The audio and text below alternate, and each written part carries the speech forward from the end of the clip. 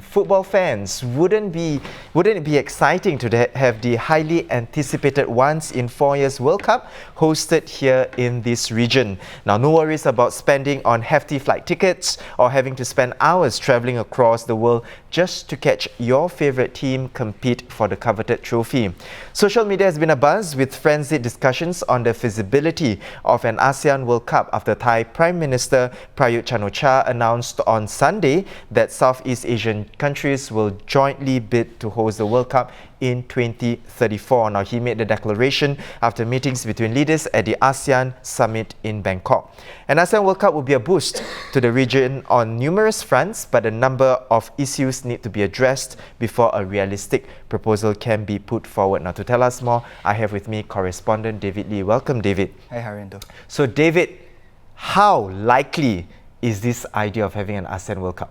Okay, in the world of football, never say never.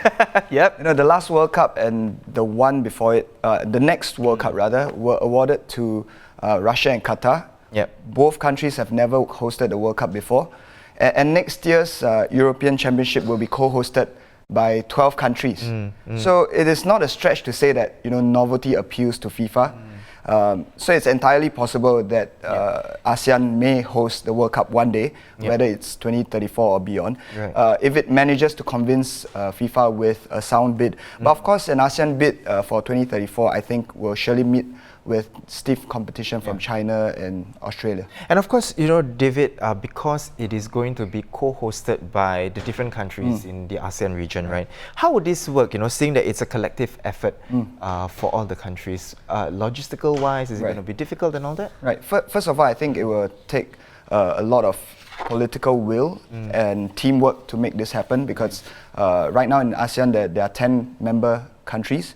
So obviously, there will be obstacles to overcome, like you mentioned. First of all, are all 10 ASEAN countries involved, or will it involve only those who meet the certain requirements, like, for example, existing capabilities, for example, stadium with a capacity of at least 40,000. If stadium capacity is a key requirement, that will rule out Brunei, Laos, and the Philippines, for example, for now. Because they don't have such facilities. Then there are other criteria that each host country need to fulfill, such as ample training facilities, accommodation options, and good travel connectivity. For example, my colleague Salma, off air, made a good observation that, you know, besides traveling by land and air, fans can actually travel by sea within ASEAN. So these are some considerations, and of course there will be those who will question, does this mean that if Singapore are one of the co-hosts, they will qualify and play in the World Cup for the first time? So far, every host of the World Cup have automatically qualified for the World Cup. But even in an expanded World Cup of 48 teams, Asia is allocated only 8 spots. So already it's impossible for all 10 ASEAN countries to play. So unless ASEAN countries improve drastically, because no ASEAN country has ever qualified for the World Cup before. Dutch Indies in 1934 doesn't count. So I don't think ASEAN will get more than one slot where our standards are currently, which I feel that one slot could be decided by a regional competition like the Suzuki Cup, for example. So looking to Euro 2020 again, not all of the 12 co-hosts will qualify anyway, so I don't think it would be a deal breaker. Right, and of course, for those of you who are watching, you saw snippets of David, who actually covered the World Cup in Russia last year. You experienced it firsthand, you know, the buzz and how exciting it is.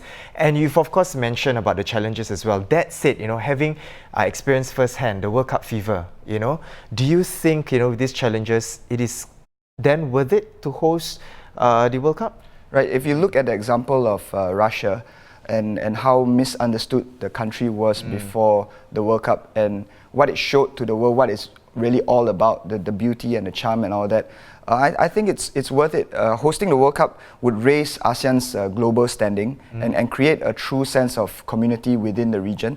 So hosting a World Cup cost Brazil and Russia in the region of 15 billion US for them to host in recent years. The advantage of co-hosting a World Cup means not one country would have to shoulder such a large financial outlay. Other than that, the tangible rewards from hosting the World Cup are a boost to the tourism sector and infrastructure improvements such as roads and transport facilities, which are bound to be improved in countries that host the World Cup. More than that, I think hosting a World Cup will showcase ASEAN's charm and culture to the rest of the world. Definitely, the plans for this ASEAN World Cup it's still in its nascent stages, right? And discussions are still ongoing. And of course, if it does happen, it will most likely be for the 2034. That would be the earliest. That would be the earliest, definitely. Once again, thank you, David, for coming onto the show to share with us more on how likely it is that that we'll see an ASEAN World Cup. Now, earlier on, of course, for the first segment, we had senior health correspondent Salma Halik to share with us more on the dengue fever and what one can do to mitigate or prevent from getting infected. And then earlier on, of course, we had David to share with us more on the possibility of an ASEAN World Cup in 2034. So once again, thank you, David, for coming on to the show. That is all we have for you today. Once again, I'm Haryanto. Of course, for more news and videos, you can head on to our website at www.straitstimes.com. Join us tomorrow, same time, for more stories on The Big Story.